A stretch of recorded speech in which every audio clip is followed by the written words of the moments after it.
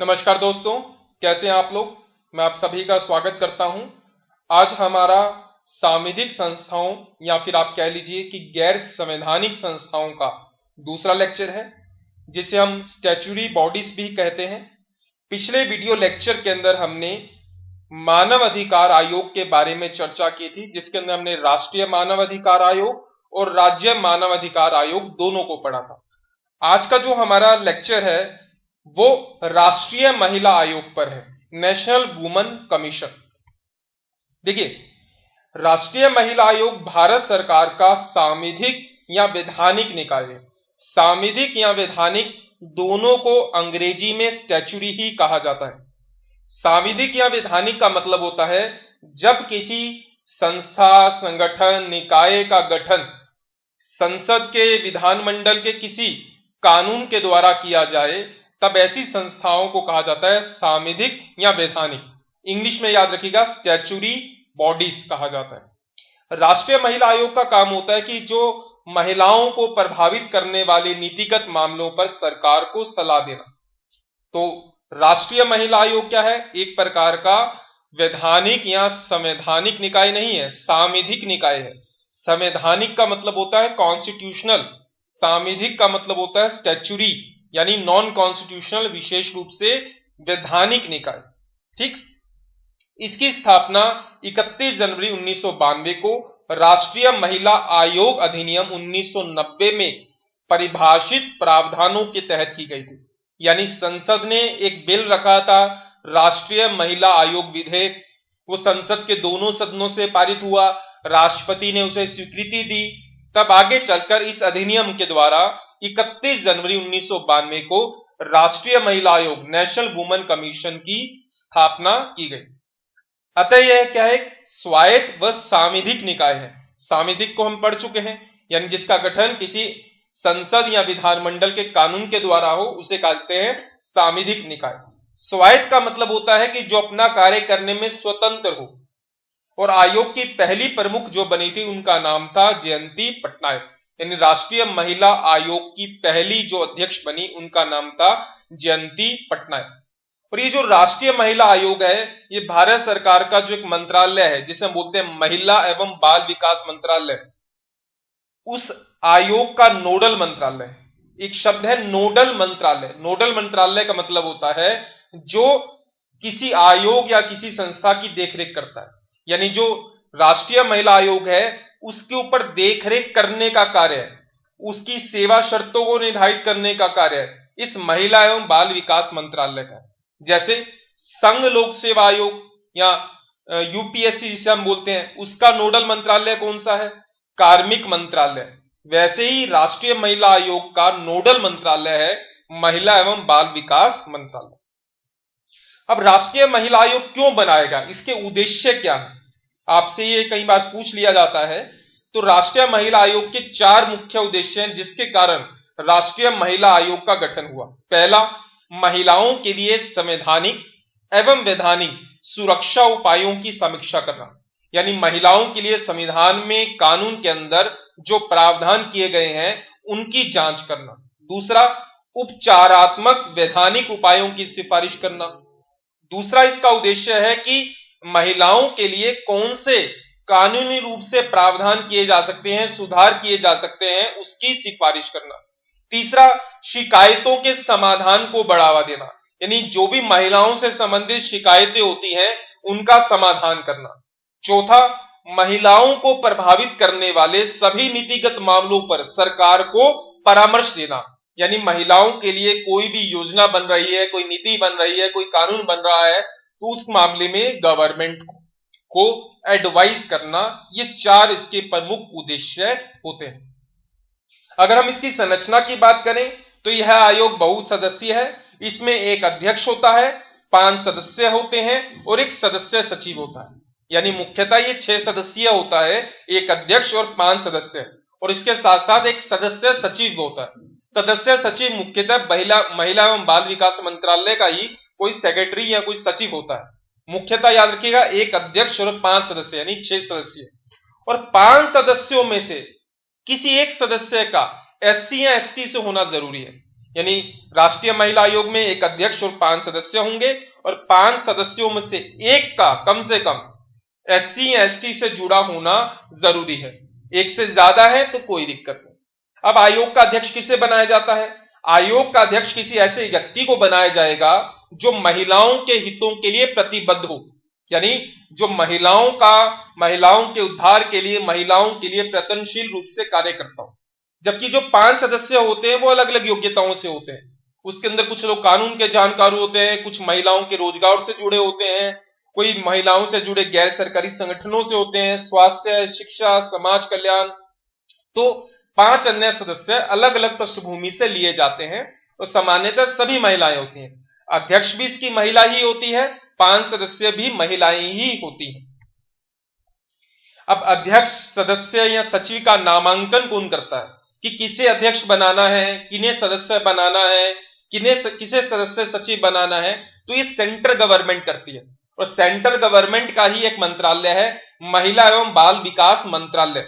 तो केंद्र सरकार महिला एवं बाल विकास मंत्रालय के अनुसार ही तय करती है कि किसे अध्यक्ष, किसे सदस्य और किसे सचिव बनाना है। वेतन, भत्ते, पेंशन, सेवा शर्तों का निर्धारण कौन करता है? केंद्र सरकार, यानी महिला एवं बाल विकास मंत्रालय की सलाह से केंद्र सरकार करती है। क्योंकि ये संवैधानिक संस्था तो है नहीं कि संविधान में उल्लेख होगा, ये एक सांविधिक संस्था है, कानून में उल्लेख है, और संसद या केंद्र सरकार कानून बनाकर इन चीजों को तय करते हैं। कार्यकाल, उस जो हमने अधिनियम के बारे में बात की, राष्ट्रीय महिला आयोग अधिनियम 1990, उसके अंदर तय किया गया है कि अध्यक्ष व सदस्यों का कार्यकाल 3 वर्ष होगा। अगर वो अपना रेजिग्नेशन देना चाहते हैं 3 वर्ष से पहले, तो कभी भी केंद्र सरकार को अपना रेजिग्नेशन दे सकते हैं। केंद्र सरकार का मतलब महिला एवं बाल विकास मंत्रालय। अब इन्हें हटाया कैसे जाता है? अध्यक्ष को कैसे हटाया जाता है, सदस्यों को कैसे हटाया जाता है? तो सबसे पहली बात, केंद्र सरकार ही हटाएगी। केंद्र सरकार उन्हें निम्नलिखित मामलों में हटा सकती है। यदि किसी को दिवालिया घोषित कर दिया जाए, बैंकरप्ट, किसी अदालत के द्वारा यह तय कर दिया गया है कि वो मानसिक या शारीरिक रूप से अपना कार्य करने में सक्षम नहीं है, उसके खिलाफ कोई अपराध सिद्ध हो गया है, या केंद्र सरकार की नजर में उसने कोई ऐसा कार्य किया है जो इमोरल है, अनैतिक है, या फिर आयोग की लगातार 3 बैठकों में अनुपस्थित रहता है, तो इन सब कारणों के आधार पर राष्ट्रीय महिला आयोग के अध्यक्ष या सदस्यों को हटाया जा सकता है। लेकिन इस चीज को भी याद रखिए, आयोग के अध्यक्ष व सदस्य को तब तक नहीं हटाया जाएगा, तब तक सेवा से मुक्त नहीं किया जाएगा, जब तक उन्हें सुनवाई का एक उचित अवसर ना दिया जाए। यानी किसी भी कारण से अगर उन्हें हटाया जाता है तो सबसे पहले उन्हें एक उचित सुनवाई का अवसर जरूर दिया जाएगा, तभी उन्हें हटाया जाता है। और जहां तक राष्ट्रीय महिला आयोग की रिपोर्ट की बात है, तो वो अपनी रिपोर्ट केंद्र सरकार और राज्यों से संबंधित रिपोर्ट राज्य सरकारों को देती है। राष्ट्रपति राज्यपाल को नहीं, केंद्र सरकार और राज्य सरकारों को देती है। अब राष्ट्रीय महिला आयोग के कार्य क्या हैं? राष्ट्रीय महिला आयोग के कुल 14 कार्य हमारे उस अधिनियम के अंदर परिभाषित किए गए। हमारा जो राष्ट्रीय महिला आयोग अधिनियम है, उसके अंदर कुल 5 अध्याय हैं, 5 चैप्टर हैं, और उन 5 अध्यायों के अंदर कुल 17 धाराएं हैं, और उसमें से एक धारा के अंदर राष्ट्रीय महिला आयोग के कार्यों का उल्लेख किया गया है, जिनकी संख्या कितनी है? 14। अब क्या हमें राष्ट्रीय महिला आयोग के उस अधिनियम की सभी चैप्टर्स में क्या है, किन धाराओं में क्या है, किस धारा के अंदर कौन सा प्रावधान है, यह भी याद रखने की आवश्यकता है? तो इसका उत्तर है नहीं। हमें केवल राष्ट्रीय महिला आयोग को एक ऊपरी तौर पर तैयार करना है। उस सेक्शन में क्या है, क्या चीज है, हालांकि मैं आपको वो अधिनियम दिखाऊंगा कि वो अधिनियम कैसा है, लेकिन आपको वो याद रखने की आवश्यकता नहीं है। ठीक, कार्यों की अगर हम बात करें तो पहला कार्य है कि संविधान एवं अन्य कानूनों के अधीन महिलाओं को उपलब्ध कराए गए सुरक्षा उपायों से जुड़े मामलों की जांच और परीक्षण करना। इसका मतलब हमारे कॉन्स्टिट्यूशन में, हमारे किसी कानून में महिलाओं के लिए जो सुरक्षा के उपाय किए गए हैं, उनकी जांच करना और उनका मूल्यांकन करना। दूसरा, इन सुरक्षा उपायों के कार्य संचालन के संबंध में, यानी जो संविधान में या कानून में जो सुरक्षा उपाय बताए गए हैं, उसके लिए गवर्नमेंट कितना इनिशिएट ले रही है, क्या काम कर रही है, उसके संबंध में रिपोर्ट बनाकर केंद्र सरकार को सौंपना। तीसरा, केंद्रीय या किसी राज्य द्वारा महिलाओं की दशा को सुधारने के लिए इन सुरक्षा उपायों के प्रभावी क्रियान्वयन हेतु सिफारिशें करना। संविधान या कानून के अंदर जो सुरक्षा उपाय बताए गए हैं, तो सेंटर और स्टेट गवर्नमेंट कैसे उन्हें बेहतर तरीके से इंप्लीमेंट करे, उसको प्रभावी क्रियान्वयन यानी कैसे बेहतर तरीके से इंप्लीमेंट करे, उसके बारे में सिफारिश करना। चौथा कार्य, महिलाओं को प्रभावित करने वाले संविधान के मौजूदा प्रावधानों व अन्य कानूनों की समीक्षा करना और इस प्रकार के कानूनों में किसी भी प्रकार की कमी को पूरा करने के लिए संशोधनों के सुझाव देना। इसका मतलब कि हमारे संविधान में महिलाओं के लिए जो सुरक्षा के प्रावधान किए गए हैं, हमारे कानून के अंदर जो प्रावधान किए गए हैं, ये उनकी समीक्षा करता है, जांच करता है और ये सुझाव देता है कि क्या किसी कानून के अंदर वर्तमान में अब कोई बदलाव करने की आवश्यकता है, तो उसकी सिफारिश करना। पांचवा कार्य, महिलाओं से जुड़े संविधान के प्रावधानों व अन्य कानूनों के उल्लंघन के मामलों में हाथ में लेना। यानी संविधान में जो महिलाओं के लिए प्रावधान किए गए हैं, कानून में जो महिलाओं के लिए प्रावधान किए गए हैं, अगर कोई इनका उल्लंघन करता है, चाहे वो सामान्य व्यक्ति हो, चाहे वो सरकारी सेवक हो, तो उन उल्लंघन के मामलों को अपने हाथ में लेना। छठा कार्य, महिलाओं के संरक्षण अधिकारों से जुड़े मामलों की शिकायतों की जांच करना व स्वतः संज्ञान लेना। किसी महिला के साथ किसी प्रकार का कोई अपराध होता है, कोई भेदभाव होता है, तो उसकी जांच करना। कोई पीड़ित व्यक्ति आए तब तो जांच करेगा ही, और वो चाहे तो स्वतः संज्ञान भी ले सकता है। स्वतः संज्ञान का मतलब न्यूज़पेपर, रिपोर्ट, इनके आधार पर भी वो स्वतः कार्यवाही कर सकता है। सातवां कार्य, जो भी जेल के अंदर, रक्षागृह के अंदर जो कैदी बनाई जाती हैं महिलाएं, क्या उन जेल के अंदर कैद गृहों के अंदर महिलाओं की स्थिति अच्छी है या नहीं, क्या उन्हें रहने खाने पीने की प्रॉपर व्यवस्था की गई है या नहीं, उसकी जांच करना, जेलों के दौरे करना, ये इसका काम होता है। आठवां कार्य है कि महिलाओं के विरुद्ध भेदभाव और उत्पीड़न से पैदा होने वाली विशेष समस्याओं या स्थितियों में विशेष अध्ययन और जांच की शुरुआत करना और इन समस्या के समाधान हेतु सिफारिश करना।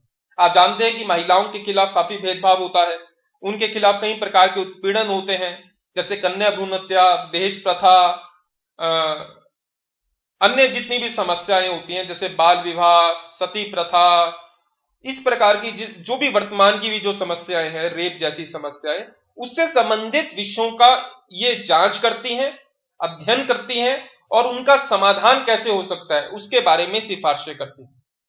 नौवां कार्य है महिलाओं के लिए सामाजिक आर्थिक विकास की नियोजन प्रक्रिया में भाग लेना, परामर्श देना। गवर्नमेंट अगर या कोई भी संगठन महिलाओं के लिए सामाजिक और आर्थिक विकास करने के लिए, सोशल और इकोनॉमिक डेवलपमेंट के लिए कोई भी योजना बना रहा है, कानून बना रहा है, तो उस प्रक्रिया में भाग लेना और उन्हें परामर्श देना। अगला कार्य है संघ और किसी राज्य के अधीन महिलाओं के विकास की प्रगति का मूल्यांकन करना। किसी सेंट्रल गवर्नमेंट में, स्टेट गवर्नमेंट में महिलाओं के लिए क्या क्या प्रयास किए गए हैं, उसकी क्या मूल्यांकन करना, उसकी प्रगति क्या रही, तो उसका पूरा मूल्यांकन कर रिपोर्ट तैयार करना। अगला, किसी भी ऐसे मुकदमे के लिए पैसा उपलब्ध करवाना, वित्त उपलब्ध करवाना जो महिलाओं के एक बड़े हिस्से को प्रभावित करता हो। मान लीजिए कोई ऐसा मामला चल रहा है कि जो काफी सारी पूरी की पूरी महिला वर्ग से जुड़ा हुआ है, तो ऐसे मामले में जब मामला कोर्ट में जाता है तो बहुत प्रकार के पैसे खर्च किए जाते हैं, धन खर्च होता है। तो किसी ऐसे मुकदमे के लिए धन उपलब्ध करवाना जहां एक महिलाओं का एक बड़ा हिस्सा जुड़ा हुआ है। अगला, महिलाओं से जुड़े किसी भी मामले में महिलाओं के समक्ष आने वाली विभिन्न कठिनाइयों से जुड़े मामले पर सरकार को समय समय पर रिपोर्ट तैयार करना। कि अगर महिलाओं से कोई भी मामला जुड़ा है, उसके संबंध में कोई भी उसे समस्या आती है, कोई कठिनाई आती है, तो टाइम टू टाइम गवर्नमेंट को बताना ताकि गवर्नमेंट उसके खिलाफ एक्शन ले सके। क्योंकि राष्ट्रीय महिला आयोग खुद एक्शन नहीं ले सकता, वो केवल सलाह देता है, परामर्श देता है, भागीदारी करता है। करना तो गवर्नमेंट को ही होता है।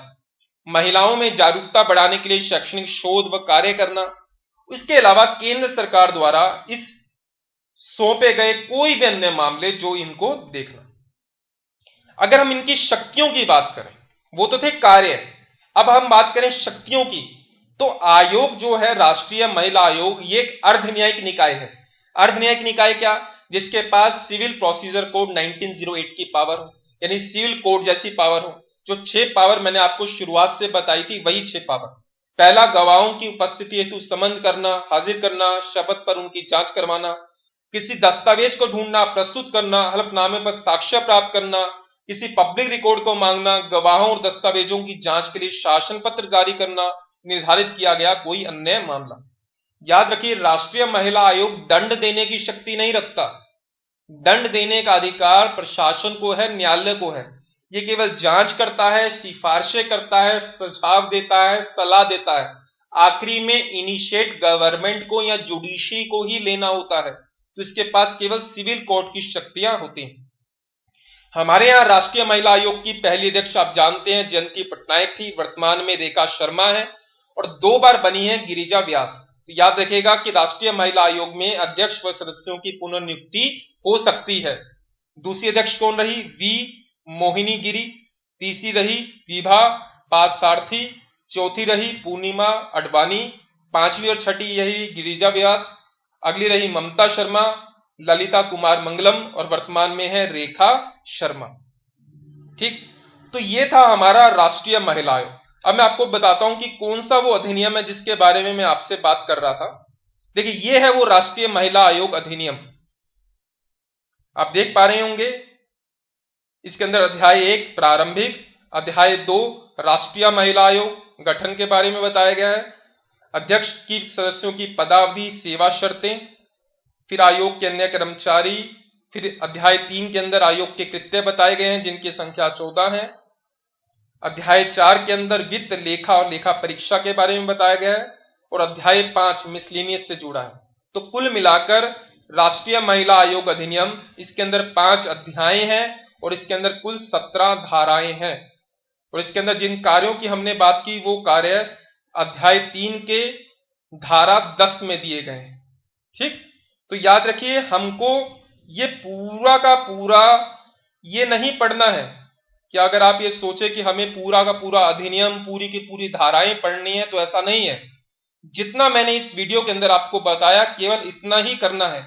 हाँ, अगर आप यूपीएससी की तैयारी कर रहे हैं तो आप इसके अंदर अपने करंट के साथ अपडेट रखें कि किस प्रकार से इसकी समस्याएं आती हैं। तो आज हमने राष्ट्रीय महिला आयोग के बारे में पढ़ा। कल हम मध्य प्रदेश राज्य महिला आयोग के बारे में पढ़ेंगे, क्योंकि मध्य प्रदेश राज्य महिला आयोग केवल आपके एमपीपीएससी से जुड़ा है, इसलिए हम उसे अलग से पढ़ेंगे, क्योंकि उसके कार्यों में भी अलग अलग प्रकार से है और उसके अधिनियम की भी हम विस्तार से चर्चा करेंगे। तो थैंक यू, स्टे ट्यून्ड।